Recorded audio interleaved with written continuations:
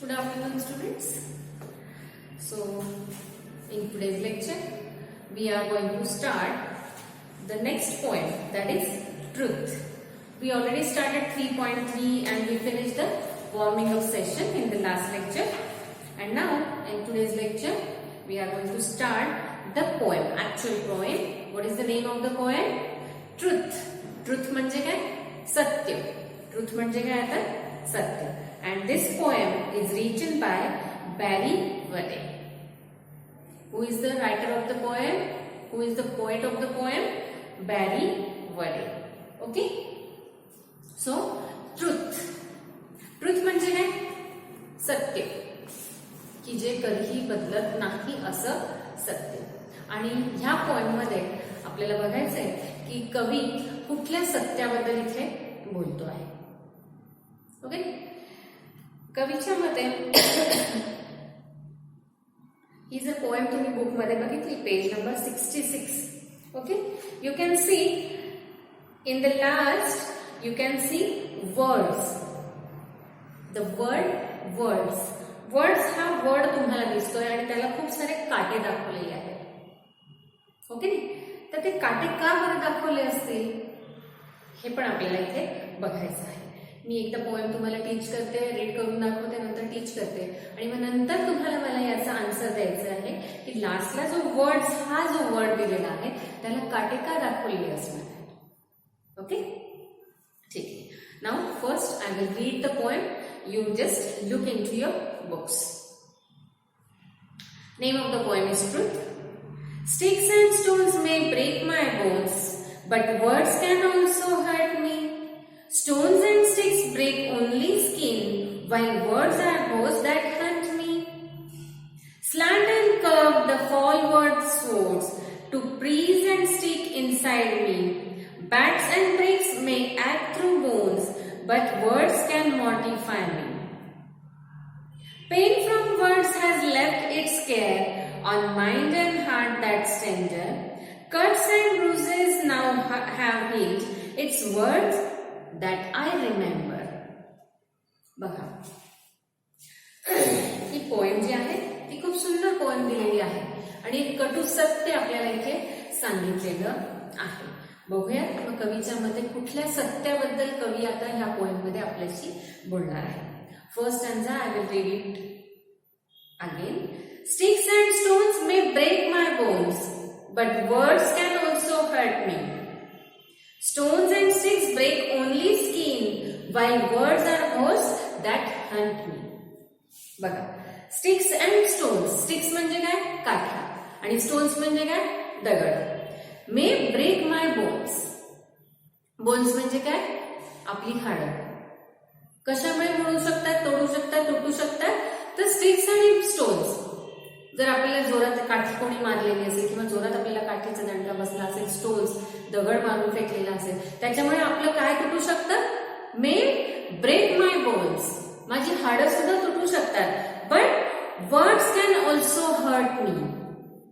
परंतु हे जे शब्द आहेत ते सुद्धा मला काय करू शकतात? हर्ट करू शकतात. हर्ट करू शकणं म्हणजे काय? आपल्याला दुखावणे. हर्ट करणं म्हणजे काय? दुखावणे. बघा, आता इथे words can also hurt me. ह्या ज्या वस्तू आहेत, स्टिक्स आहे, स्टोन्स आहे, ती आपण हातात धरू शकतोय. बरोबर, ते आपल्याला दिसत आहे आणि त्याच्याने मारलेलं हे सुद्धा आपल्याला जाणवत आहे. बट पोएट काय म्हणतोय? But words can also hurt me. स्टिक्सने स्टोन्सने मारल्यानंतर होणारी जखम आपल्याला जाणवते आहे, दिसते आहे. बरोबर आहे, आपल्याला त्याची वेदना सुद्धा जाणवते आहे. परंतु हे जे शब्द आहेत या शब्दांनी सुद्धा केलेला मारा जो आहे तो सुद्धा मला काय करतो आहे? दुखावतो आहे. येतंय लक्षात? कुठले वर्ड्स असतील मग हे सांगा बरं. चांगले वर्ड्स का? की मी तुम्हाला अप्रिशिएट केलं, तुमची प्रशंसा केली, त्याच्याने तुम्हाला दुःख होणार आहे का? नाही. परंतु एखादी व्यक्ती जर तुम्हाला अपमानास्पद शब्द जर तुमच्यासाठी वापरलेले असतील तर त्याच्याने सुद्धा तुम्हाला काय होणार आहे? वेदना होणार आहे. तुमचं मन जे आहे ते दुखावलं जाणार आहे. बरोबर आहे? So but words can also hurt me. म्हणून कवी इथे म्हणतोय की फक्त दगडांनी आणि काठ्यांनी लागलेला मारच मला लागत नाही, तर शब्दांचा मारा जो होतो आहे त्याच्याने सुद्धा मी दुःखी होतो आहे. Stones and sticks break only skin. हे स्टोन्स आणि स्टिक्स जे आहेत ते फक्त कशाला दुखापत करतायत, तर स्किनला. आपली ही जी स्किन असते, त्वचा जी असते, त्याला फक्त दुखापत करू शकतात. While words are ghost that haunt me. Ghost म्हणजे काय, भूत, आणि हंट करणं म्हणजे काय, वारंवार आपल्या मनामध्ये येणं, सारखे सारखे विचार आपल्या मनामध्ये येणार आहेत. बरोबर आहे. तर मग इथे तेच म्हटलं जाते की स्टोन्स आणि स्टिक्सने मारलेला जो मारा आहे तो फक्त स्किनला दुखापत करू शकतोय आणि तो एकच वेळा होतो. बरोबर. एकदा जर काठी मागे तिचा मार आपल्या शरीराला फक्त एकचदा बसणार आहे, परंतु शब्द मात्र कसे आहेत, भूतांसारखे आहेत की जे सारखे सारखे बिलगतात, सारखे सारखे जवळ येतात, आणि त्याच्यामुळे काय होतंय की दॅट हंट मी, की त्याच्यामुळे मला सारखं सारखं दुःख होतंय. कशामुळे, कारण हे जे वाईट अपशब्द जे मी ऐकलेले आहेत ते माझ्या मनामध्ये पुन्हा पुन्हा येत आहेत, आणि ते पुन्हा पुन्हा मला माझ्या मनामध्ये आल्यामुळे मला पुन्हा पुन्हा त्रास देत आहेत. कशासारखं, तर भूतांसारखे मला ते त्रास देतात, असं इथे कवी सांगतोय. कळलं इथपर्यंत? पहिला स्टँजा खूप सुंदर कविता आहे. सेकंड स्टँजा रीड करते मी आता. Slant and curve the fallward swords to breeze and stick inside me. Bats and bricks may act through bones, but words can mortify me. बघा, स्लॅन्ट अँड कर्व. स्लॅन्ट म्हणजे काय, तिरपे, आणि curve म्हणजे काय, वक्र, गोलाकार. द फॉलवर्ड स्वॉर्ड्स, तलवारीचा. स्वॉर्ड म्हणजे काय, ते तलवार. तलवारीने आपण कशी घाव करू शकतो, बरोबर आहे. आपण असं तिरप मारू शकतो, किंवा आपण असा गोलाकार, म्हणजे एक मारा असतो, एक स्टाईल असते मारायची तलवारी. अशा पद्धतीने सुद्धा तलवारीचा मारा असतो, आणि त्याच पद्धतीने कसं आहे, कर्व द फॉलवर्ड स्वॉर्ड, शब्दरूपी तलवारीचा मारा सुद्धा आपण अशा पद्धतीने करतो. To pierce and stick inside me. टोचणं, प्रीज म्हणजे काय, टोचतात. आणि अशा पद्धतीने तलवारीची जशी धार असते, तलवारीला जशी धार असते, तशीच शब्दरूपी धारेच्या तलवारीने जर मारलं तर त्याच्यामुळे काय होतंय, स्टिक इनसाइड मी, त्याच्यामुळे माझ्या आतमध्ये, मनामध्ये त्याची खूप मोठी जखम होते आहे. ते खूप मला बोचतंय, सारखं सारखं आठवतंय, आणि त्याच्याने मला खूप दुःख होतंय. Bats and bricks may act through bones. Bat, आपण क्रिकेट खेळायची बॅट असते, किंवा ब्रिक्स, विटा, यांनी जर आपल्याला वेदना ज्या होत आहेत थ्रू बोन्स, त्याच्याने जर मारा केला तर तो आपल्या हाडांपर्यंत जातोय. बरोबर आहे, कारण काठीपेक्षा बॅट ही जोरात लागते. ओके. आणि ब्रिक्स, आणि एखादी वीट जर आपल्या जोरात डोक्यात पडली तर त्याच्याने जे आपल्या हाडांना दुखापत होणार आहे ती सुद्धा कशी असते, असह्य असते. बट वर्ड्स कॅन मॉर्टिफाय मी. परंतु त्याच्यापेक्षा जास्त दुःख देणारं काय आहे, तर ते आहे वर्ड्स, शब्द. आपण नेहमी म्हणतो की शब्द हे नेहमी जपून वापरले पाहिजे. ओके.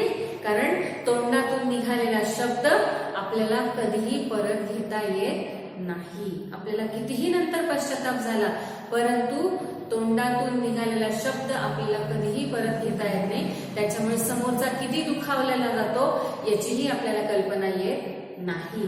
म्हणून, कारण हे शब्द जे आहेत ते मनात सारखे सारखे रेंगाळतात, सारखं सारखं आठवतंय, त्या व्यक्तीला त्याची आठवण ही आयुष्यभरासाठी राहून जाते. त्याच्यामुळे नेहमी आपले शब्द हे कसे वापरले पाहिजेत, तर ते जपून वापरले पाहिजेत, कारण त्याच्याने होणारं दुःख हे कायमस्वरूपी असतं. ठीक. लास्ट आन्सर बघूया. Pain from words has left its care on mind and heart that's tender. Cuts and bruises now have healed. It's words that I remember. बघा, pain from words has left its scar. मी म्हटलं ना की शब्द एकदा जर वापरले गेले तर ते आपल्याला परत मिळत नाही, ते कायमस्वरूपी त्याचं दुःख आपण एखाद्याला दिलेलं असतं. आणि तेच सांगतोय कवी इथे, pain from words has left its scar. Scar म्हणजे काय, डाग. म्हणजे त्याच्या खुणा राखून जातात. कशाच्या? On mind and heart that's tender.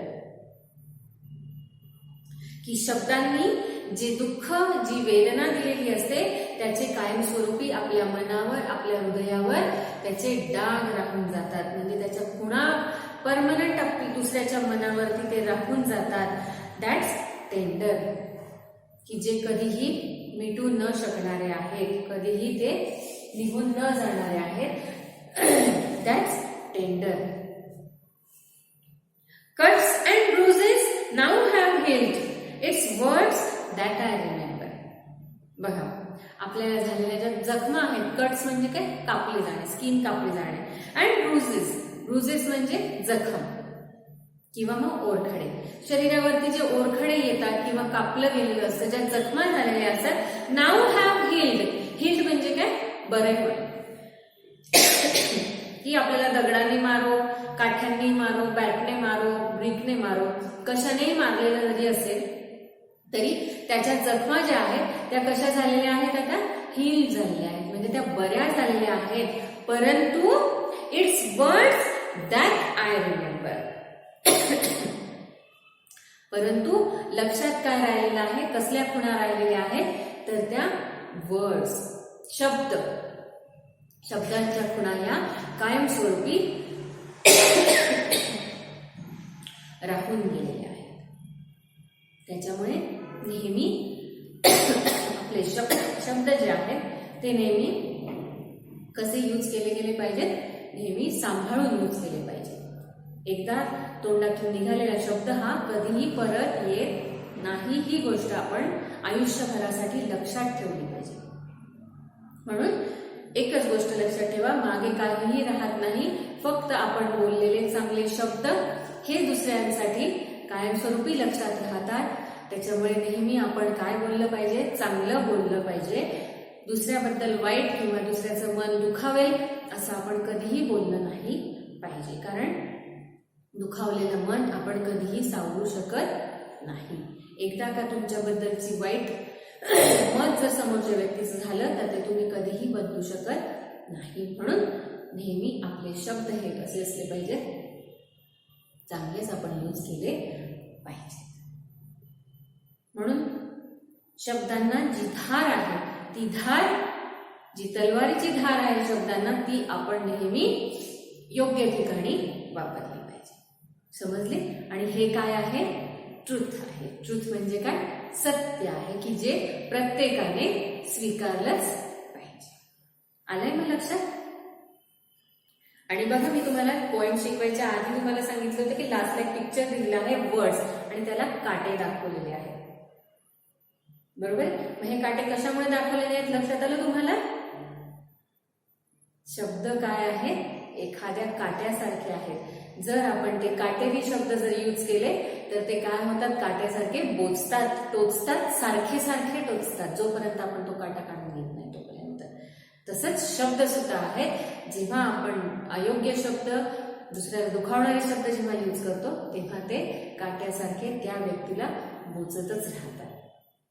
म्हणून शब्द हे नेहमी जपून वापरलं पाहिजे. हे आहे खरं सत्य. आलं लक्षात? पोएम सगळ्यांच्या खूप छोटीशी पोएम आहे पण खूप मिनिंगफुल पोएम आहे आणि तुम्हाला काहीतरी शिकवून जाणारी अशी ही पोएम आहे. आलाय मग लक्षात सगळ्यांच्या? ठीक आहे. याचे मी हार्ड वर्ड्स तुम्हाला लिहून दिलेले आहेत, ते सगळे तुम्ही लर्न करायचे आहेत. जसं मी रोज तुम्हाला वर्ड्स लर्न करायला सांगितलेले आहेत ते कंटिन्यू करायचं आहे. स्कूल स्टार्ट झाल्यानंतर मी तुमच्याकडनं पुन्हा तितक्या दिवसाचे तेवढे शब्द लर्न घेणार आहे. ही पण गोष्ट सगळ्यांनी लक्षात ठेवायची. स्कूल आता फक्त 1 वीकसाठी बंद झालेलं आहे, कायमस्वरूपी बंद झालेलं नाही. त्याच्यामुळे तुम्ही तुमचा स्टडी कंटिन्यू ठेवायचा आहे. आलं लक्षात? तर मग सगळे पोएम तुम्हाला किती वेळा रीड करायची आहे? 3 टाइम्स रीड करायची आहे. ओके? करणार मग सगळे? ठीक आहे. एक्सरसाइज जी आहे ती आपण पुढच्या लेक्चरमध्ये. ठीक आहे? Okay. Have a good day. Bye bye.